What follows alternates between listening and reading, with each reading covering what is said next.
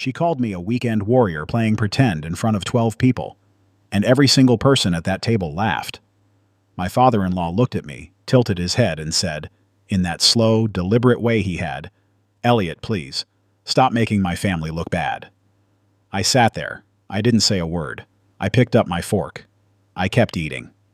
Because Brianna Wells had just made the single biggest miscalculation of her life, and she had no idea. She thought she was embarrassing me. She thought she had figured out exactly what I was and exactly what I wasn't. She'd been dating my wife's brother for 4 months.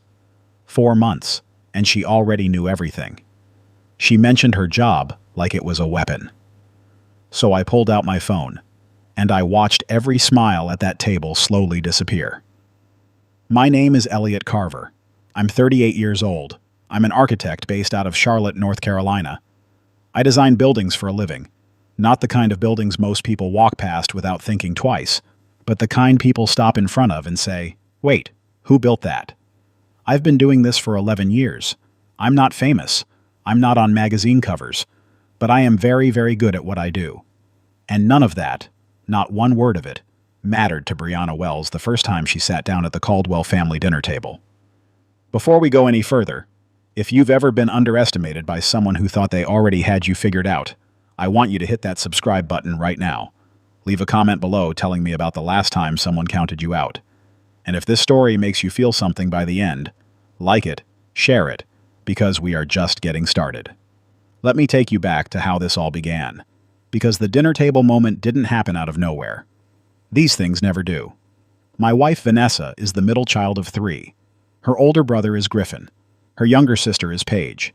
Griffin is 42, works in pharmaceutical sales, and has spent most of his adult life being the kind of man who walks into rooms and immediately assumes he's the most interesting person in it. He's not a bad guy.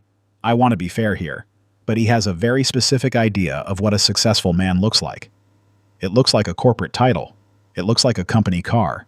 It looks like something you can explain in one sentence at a dinner party without anyone needing a follow-up question. I have never fit that mold, and Griffin has never quite forgiven me for it. When Vanessa brought me home for the first time, Griffin shook my hand and asked, "What do you do?" I told him I was an architect. He said, "Oh, like you draw houses?" And I said, "Something like that." Because what was I going to do? Explain the entire scope of the Meridian Plaza project I was in the middle of to a man who was already looking past me to see if anyone more interesting had walked through the door. That was 8 years ago. Vanessa and I got married 6 years ago in a ceremony at an old renovated mill in Asheville. We bought a house in South End. I designed the renovation myself. We have a good life. A quiet, intentional, real life. But in the Caldwell family, quiet and intentional has always read as unremarkable. Her father, Desmond Caldwell, is a semi-retired real estate developer who built most of his career in the greater Charlotte metro area. He's 68 years old. He made his money in the 1990s land rush when undeveloped acreage in Mecklenburg County was still priced like it was worth nothing. He has an opinion about everything. He shares those opinions freely, loudly, and without invitation.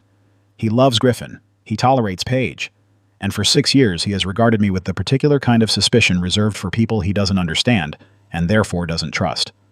Desmond once asked me at Thanksgiving in front of everyone at the table, "Elliot, when are you going to stop drawing pictures for a living and build something real?" I told him I'd recently completed a mixed-use commercial development on Tryon Street, that he probably drove past 3 times a week.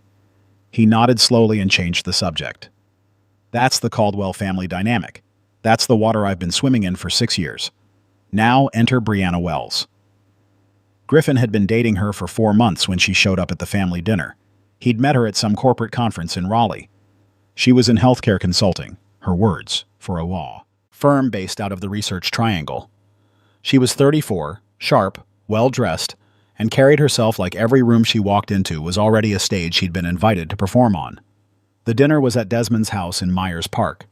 It's a beautiful neighborhood. Myers Park always is. Those wide streets, the old hardwood canopies, the houses that have been there since the early 20th century, sitting next to the ones that were rebuilt in the 2000s when the money moved back in.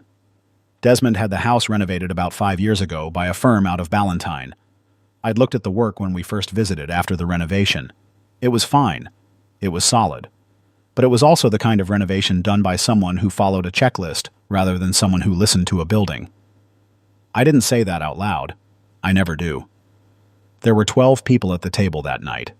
Desmond and his wife Catherine, Griffin and Brianna, Vanessa and me, Paige and her husband Trevor, a couple of Desmond's golf friends whose names I still don't remember, and Desmond's older sister, Aunt Faye, who was visiting from Greensboro and who I would later learn was the only other person at that table who saw everything coming before it happened.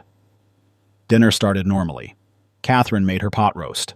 She always makes pot roast for these dinners, a fact that has become so reliable it functions almost like a gravitational constant in Caldwell family physics. Wine was poured, bread was passed. Desmond held court at the head of the table, talking about a mixed-use development project that someone he knew was trying to get off the ground near Lake Norman. That's when Brianna leaned across toward Desmond and said, "I've actually been doing some consulting work for a real estate investment group out of Durham. Very exciting space right now." Desmond's eyes lit up. Of course they did. "Oh?" he said. "Tell me more." And Brianna was off. She was good. I'll give her that. She knew the language, REIT structures, cap rates, absorption velocity, mixed-use residential retail integration. She was fluent. She spoke with authority, and Desmond was nodding along like someone had finally arrived at this table who spoke his dialect. I listened. I ate my pot roast. I didn't interject.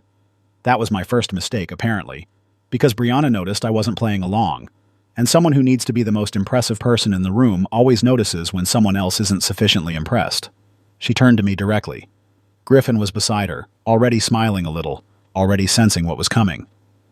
"Elliot," she said, "what do you think about the development climate here in Charlotte right now? From your perspective?" Now, the way she said "your perspective" was doing a lot of work in that sentence. There was a very specific flavor to it, not genuine curiosity, but the kind of question that already has an answer embedded in it. Like she was asking a child what they think about quantum physics. "It's a complicated moment," I said. "A lot of pressure on the Uptown corridor right now, and the transit-oriented development push along the Blue Line extension is changing how we think about density in some neighborhoods that weren't designed for it." Brianna tilted her head. "We?" She smiled. "Who's we?" "My firm?" I said. "Right," she said. "The architecture firm. So you're on the design side?" "Yes." She nodded slowly, like she was processing something charitable. "That must be interesting, the creative side of things." Griffin made a sound, not quite a laugh, but in the family of one. "Elliot's always been more of an artist," he said. Not meanly, just casually. The way you'd describe a child who likes to paint. Brianna smiled wider. "I think that's wonderful," she said. "Every project needs someone who can make it look good. The real work is in the economics, of course, whether it actually gets built, whether it actually pencils. The design is the fun part, but it's the last thing anyone looks at seriously." And there it was. The fun part. Like I made little sketches. Like I was the guy who put the decorative railings on a building that serious people built. I felt Vanessa's hand find my knee under the table. I didn't look at her. Desmond was nodding.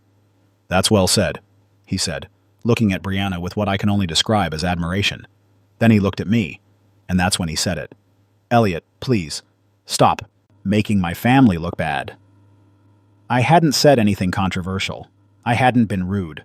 I had simply existed at the table in a way that didn't match the script Brianna had started writing, and that was apparently enough.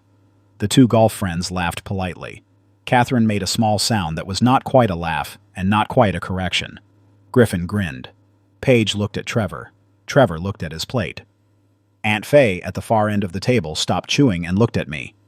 I looked back at her, and I smiled. Because here is the thing about being good at something for a long time.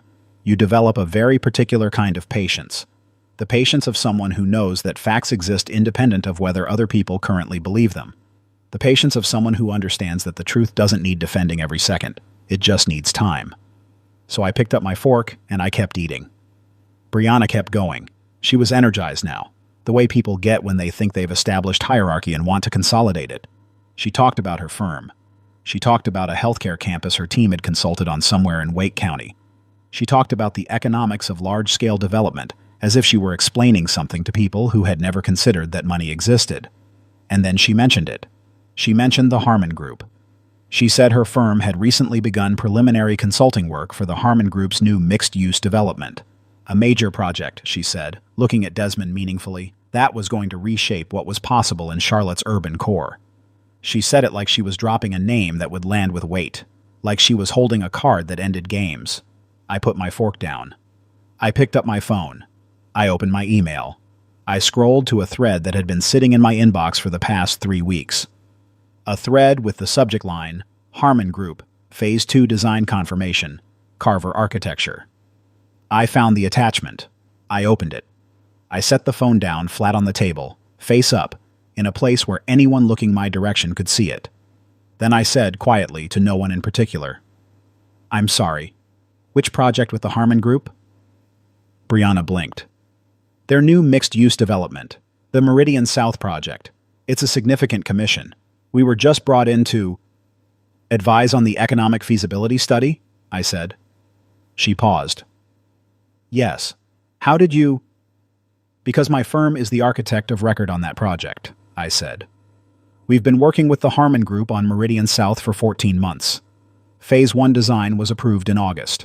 Phase 2 confirmation came through 3 weeks ago." I slid my phone a few inches forward on the table. Not aggressively, just visibly.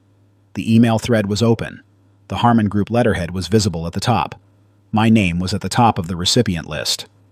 Brianna looked at the phone, then she looked at me, and something shifted in her face. Not all at once, not dramatically, but the way a tide shifts, slow and irreversible. The confidence didn't disappear. It recalibrated. Suddenly she was doing math in her head, and the math wasn't coming out the way she expected. "You're the architect of record," she said. "For Meridian South, yes," I said. "We're also finishing up the Northgate Transit Hub Commission for the city, and we have a mixed-use residential retail project beginning in Plaza Midwood in the spring. So when you talk about the development climate in Charlotte, I am actually in it, not just adjacent to it." The table was very quiet. Desmond was the first to speak. He didn't say anything about me making the family look bad. He said, "Wait, your firm is working with the Harmon Group?" "Has been for over a year," I said. He looked at me with an expression I had never seen on his face in 6 years. Not admiration. Desmond Caldwell does not give admiration easily, but something close to it. Recalibration. The specific look of a man who has just realized he has been wrong about something for a very long time and is deciding whether to acknowledge it or pretend it isn't happening. Griffin was very still. Brianna picked up her wineglass and took a long sip. Aunt Faye, at the end of the table, very slowly and very deliberately cut a piece of her pot roast and ate it. And if I'm not wrong, and I'm not, I think she was smiling. Let me be honest with you about something, because these stories don't serve anyone if they're just about winning a moment at a dinner table. What happened that night was satisfying in the way that cold water is satisfying when you've been thirsty too long. But the moment itself wasn't the point. The point was everything that came before it, and everything that came after. Because here's what Brianna didn't know. Here's what Griffin had never bothered to find out. Here's what Desmond had assumed was true because it was easier than asking questions. Carver Architecture isn't a one-man drafting operation. It's a firm I built from nothing over 11 years in the Charlotte market. We have 16 full-time staff. We've completed commercial, residential, and civic projects across North Carolina and into South Carolina and Virginia. We were named one of the top 20 emerging architecture firms in the Southeast by Architectural Review 3 years ago. The Meridian South project with the Harmon Group is, by scope, the largest private commercial development commission our firm has ever received, and we earned it in a competitive blind selection process against 4 other firms, 2 of which have been in business for 30 years. None of this was a secret. None of it was hidden. It was all publicly available, on our website, in press releases, in local business journals. But no one at that table had ever looked, because they had decided what I was, and looking would have complicated that decision. Griffin had decided I was the artistic guy who married his sister and wasn't serious enough about money to be worth understanding. Desmond had decided I was an underachiever who dressed up a modest career in professional-sounding language. Brianna, who had known me for approximately 90 minutes, had decided I was furniture. And the thing is, I had let them decide. Not out of weakness, out of something closer to strategy. Or maybe just the simple recognition that people who have already made up their minds about you don't change those minds because you argue with them. They change them when the facts become unavoidable. That night at the Caldwell dinner table, the facts became unavoidable. The drive home was quiet for the first few minutes. Then Vanessa reached across the center console and put her hand on mine. "You didn't have to wait this long," she said. "I know," I said. "You could have just told them, years ago. Any of it." "I know." She was quiet. Then, "Did it feel as good as I think it did?" I thought about it. "It felt like something," I said. "I don't know if good is the right word." And that's the honest answer. It wasn't a triumph. It was a correction. It was the moment when a story that had been told wrong for years was finally told right. And there's something about that. Something that sits in your chest, strange and complicated, not entirely sweet, not without cost. Because here's what I kept thinking about on the drive home. What if the Harmon Group email hadn't been there? What if I had reached for my phone and there'd been nothing useful to show? What would that moment have looked like? And the answer is, it would have looked exactly the same as every other dinner for 6 years. Me, quiet. Them, assuming. The gap between what they believed and what was true, invisible and permanent. That thought stayed with me for a long time. The next morning, I got a call from Griffin. I almost didn't pick up. We'd exchanged maybe a dozen phone calls in 6 years, most of them logistical. Holiday coordination, family event details, the kind of communication you do because you share a calendar, not because you share a language. I picked up. "Hey," Griffin said. "Hey," I said. A pause. "So," he said. "The Harmon Group." "Yeah," I said. Another pause. Longer this time. I could hear him shifting. The specific sound of a man deciding how to manage information that has disrupted something he'd convinced himself was settled. "I didn't know your firm was that serious," he said finally. It was not an apology. Griffin doesn't apologize. But it was something. An acknowledgement that the map he'd been using didn't match the territory, and that the territory turned out to be larger than he'd assumed. "It's been 11 years," I said. Not accusingly. Just as a fact. "I know," he said. You never really talked about it. You never really asked," I said. Another long pause. "Fair," he said. And then, "Brianna feels pretty bad." "She doesn't need to," I said. "She didn't know. She made assumptions. People do that. She said she mentioned our whole consulting relationship with Harmon Group because she thought it would impress Dad. Didn't know you were already embedded in the project." "I know," I said. "It was an honest mistake." "Elliot." His voice was different now. Something in it had settled, dropped lower, shed the practiced lightness. "I think I've been kind of an ass about all of this. For a while." I waited. "I don't know why I never just asked what you actually did," he said.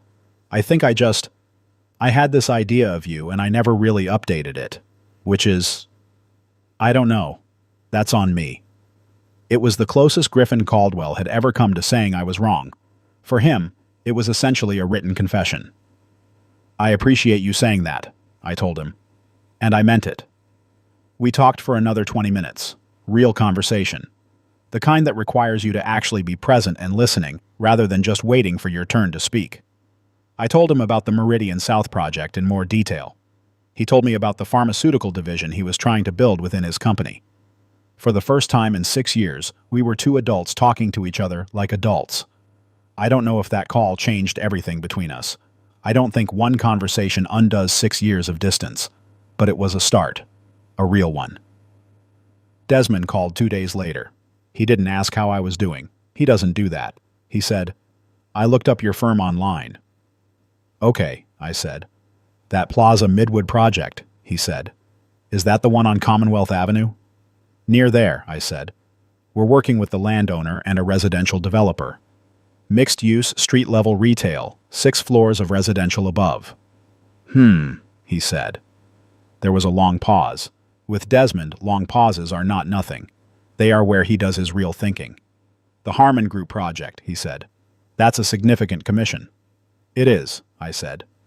Another pause. "I want to see it," he said. "When you have something to show, renderings, whatever you have, I'd like to see what you're building."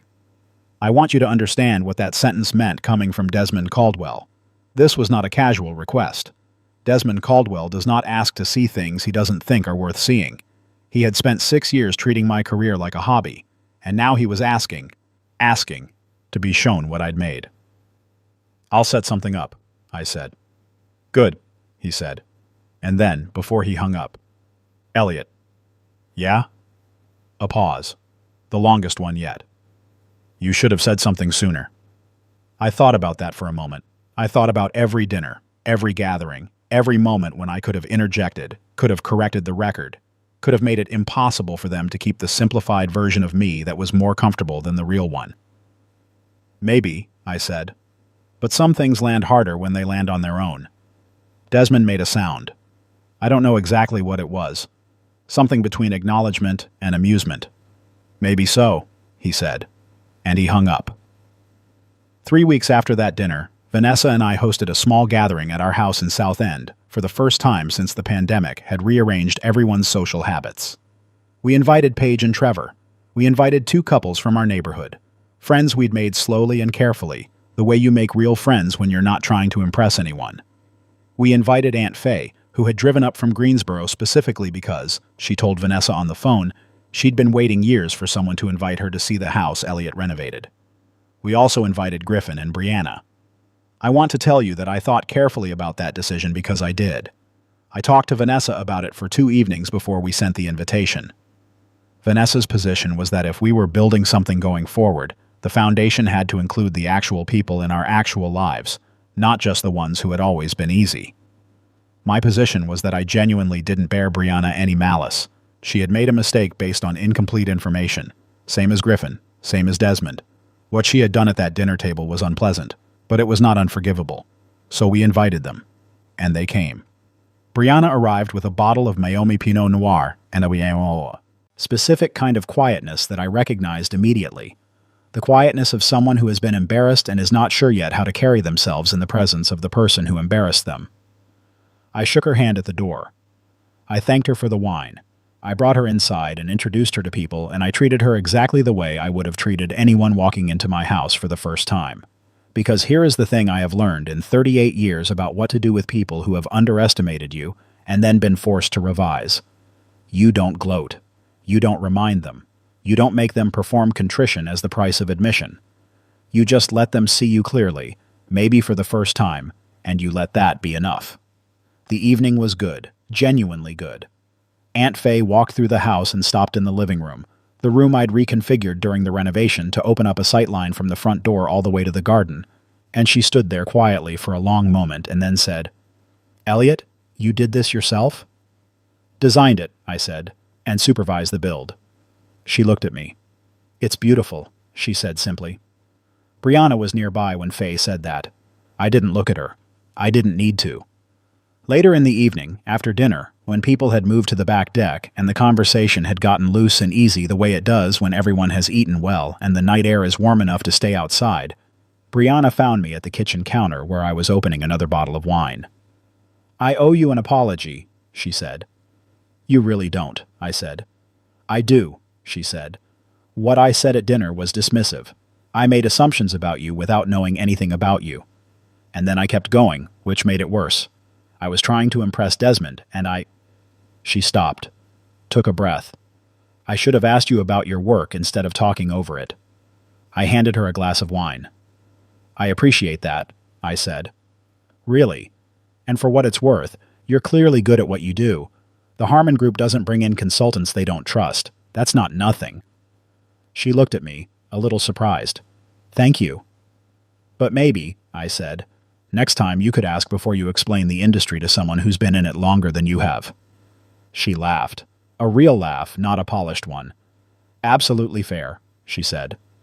We clinked glasses.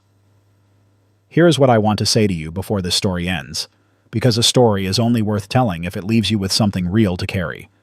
I spent 6 years at that family's table being misunderstood, being simplified, being treated as something smaller than I was. And for most of those 6 years, I stayed quiet about it. Not because I was afraid, not because I lacked the words, but because I believed that the truth had its own timeline, and my job was to stay in it long enough for the timeline to arrive. That belief cost me something. There were dinners. I left feeling hollowed out. There were moments when Vanessa would squeeze my hand under the table, and I would look at her, and we would exchange the specific silence of 2 people who have agreed not to fight a battle that doesn't need fighting tonight. That was real. That had weight. But here is also what I know. The moment at that dinner table, The moment when I slid my phone across the table and watched Brianna's face change. That moment only meant anything because of the years of silence that came before it. If I had corrected every wrong assumption the moment it was made, there would have been nothing to correct. There would have been arguments, defenses, the exhausting work of trying to convince people who weren't ready to be convinced. Instead, I waited. I built. I let the work exist independent of whether anyone in that room was paying attention to it. And when the right moment arrived, when the facts became unavoidable not because I forced them to be, but because the world arranged itself that way, I simply picked up my phone. That's not patience as a virtue. That's patience as architecture. Building something so solid that it holds up on its own when the right pressure is finally applied. You don't have to perform your worth for people who aren't ready to see it. You just have to keep building, keep working, stay in the discipline.